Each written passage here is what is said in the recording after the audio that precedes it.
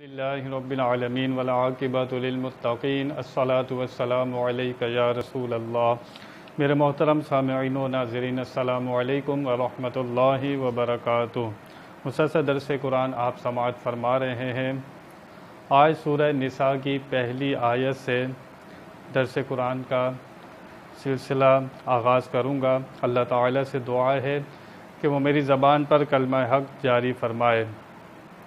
اللہ تعالیٰ پہلی آیت میں ارشاد فرماتا ہے، یا ایھا الناس اتقوا ربکم الذی خلقکم من نفس واحدۃ وخلق منها زوجها وبث منہما رجالا کثیرا ونساء۔ اے لوگو، اللہ سے ڈرو، اپنے رب سے ڈرو۔ تمام لوگوں سے ارشاد ہے۔ کافروں کا ڈرنا اس معنی میں ہے کہ وہ اپنے کفر سے باز آ جائیں اور اللہ تعالیٰ پر ایمان لائیں، اس کے رسول پر ایمان لائیں۔ جو ایمان والے ہیں ان کا ڈرنا یہ ہے کہ وہ تقوی والی زندگی اختیار کریں اور تقوی میں آگے بڑھیں، اللہ سے ڈریں۔ اللہ فرماتا ہے کہ تمہیں پیدا کیا ایک ذات سے، حضرت آدم علیہ السلام سے تمہیں پیدا کیا۔ سب سے پہلے ابو البشر حضرت آدم علیہ السلام ہیں۔ اللہ فرماتا ہے کہ ایک جان سے تمہیں پیدا کیا، وَخَلَقَ مِنْهَا زَوْجَهَا، اور پھر پیدا کیا تمہارے لیے زوج، یعنی کہ تمہارے لیے بیوی۔ حضرت آدم علیہ السلام کی پسلی سے حضرت اماں حوا کو پیدا کیا، وہ جوڑ تھا جس کا ذکر یہاں پر ہوا۔ وَبَثَّ مِنْهُمَا رِجَالًا كَثِيرًا وَنِسَاءً، اللہ فرماتا ہے پھیلا دیے ان میں سے بہت سارے مرد اور عورتیں۔ جب حضرت آدم علیہ السلام اور اماں حوا سے اولاد ہوئی تو تقریباً آپ کی وفات تک، پردہ فرمانے تک 1,00,000 لوگ وہ پیدا ہو چکے تھے، اپنے کاموں میں مشغول ہو چکے تھے۔ تو اتنی تعداد میں آپ کی اولاد ہوئی۔ اللہ فرماتا ہے پھیلا دیے ہم نے بہت سے مرد اور عورتیں۔ وَاتَّقُوا اللَّهَ الَّذِي تَسَاءَلُونَ بِهِ وَالْأَرْحَامَ، اور ڈرو اللہ سے جس کا نام لے کر تم مانگتے ہو، وَالْأَرْحَامَ، اور رحمی رشتوں کے معاملے میں اللہ سے ڈرو۔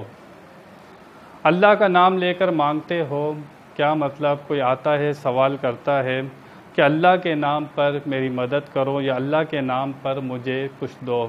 امام حسن فرماتے ہیں اگر کوئی تم سے آ کر اللہ کے نام پر مانگے تو اس کی مدد کرو، اور کوئی تمہارا رحمی رشتہ دار، بھائی ہے، بہن ہے، اور رحم کے جتنے رشتے ہیں، قرابت دار جتنے ہیں، وہ آ کر اگر تم سے کوئی سوال کریں تو ان کی بھی مدد کرو جتنی تم مدد کر سکتے ہو۔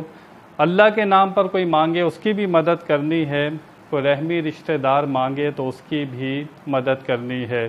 ان اللہ کان علیکم رقیبا، بے شک اللہ تعالیٰ نگہبان ہے، تمہیں دیکھ رہا ہے۔ جو کچھ دنیا میں تم کر رہے ہو، تمہاری ہر چیز کو نوٹ کیا جا رہا ہے اور دیکھا جا رہا ہے۔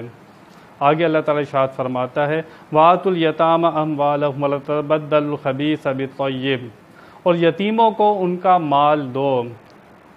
جس کا باپ انتقال کر جائے اور چھوٹی عمر کا بچہ ہوتا ہے، نابالغ ہوتا ہے، تو یہاں پر بتایا گیا کہ جو اس کے قریبی رشتہ دار ہوں وہ اس کی کفالت کریں گے، ان کے پاس مال ہوگا یتیموں کا، تو یہاں پر بتایا جا رہا ہے کہ ان کے مال یتیموں کو دو۔ جب وہ بالغ ہو جائیں تو یتیموں کا مال ان کو دینا ہے۔ وَلَا تَتَبَدَّلُوا الْخَبِيثَ بِالطَّيِّبِ، اور ایسا نہ ہو کہ ان کا پاک مال اپنے برے مال سے بدل دو۔ بچہ چھوٹا ہوتا ہے، یتیم ہوتا ہے، تمہارے پاس اگر یتیموں کا مال ہے تو ایسا نہ کرنا، اس کا اچھا مال خود رکھ لو اور جب وہ بڑا ہو تو برا مال اس کو دے دو، ایسا نہیں کرنا۔ وَلَا تَأْكُلُوا أَمْوَالَهُمْ إِلَىٰ أَمْوَالِكُمْ، اور ان کا مال نہ کھاؤ اپنے مال کے ساتھ ملا کر۔ إِنَّهُ كَانَ حُوبًا كَبِيرًا، بے شک یہ گناہ کبیرہ ہے۔ اللہ تعالیٰ نے یہاں پر یتیموں کے حق کی بات کی۔ اس دور میں یتیموں کے ساتھ اچھا سلوک نہیں کیا جاتا تھا۔ آج بھی لوگ حق کھا جاتے ہیں، بھائی بھائی کا حق کھا جاتا ہے۔ بہن بہن کا حق کھا جاتی ہے، تو یہاں پر حقوق العباد کے معاملے میں اللہ تعالیٰ سے ڈرنا چاہیے۔ حقوق العباد جب تک معاف نہیں ہوتے، جب تک بندہ معاف نہیں کرتا، اور جو لوگ یتیموں کا مال کھا جاتے ہیں اپنے پیٹ میں جہنم کی آگ کو بھرتے ہیں۔ تو یتیموں کے معاملے میں اللہ تعالیٰ سے ڈرتے رہنا ہے، پوری کوشش کرنی ہے کہ ان کے مال کو اپنے مال کے ساتھ نہیں ملانا، اور پوری کوشش کرنی ہے کہ یتیم کو ذرہ برابر بھی نقصان نہیں پہنچانا۔ قرآن کی آیات ہیں، اللہ تعالیٰ ارشاد فرما رہا ہے کہ ان کے ساتھ بہت اچھا سلوک کرنا ہے۔ اللہ تعالیٰ سے دعا ہے کہ وہ ہمیں صلہ رحمی کرنے، یتیموں کے ساتھ اچھا معاملہ کرنے کی توفیق عطا فرمائے۔ وآخر دعوانا ان الحمد للہ رب العالمین۔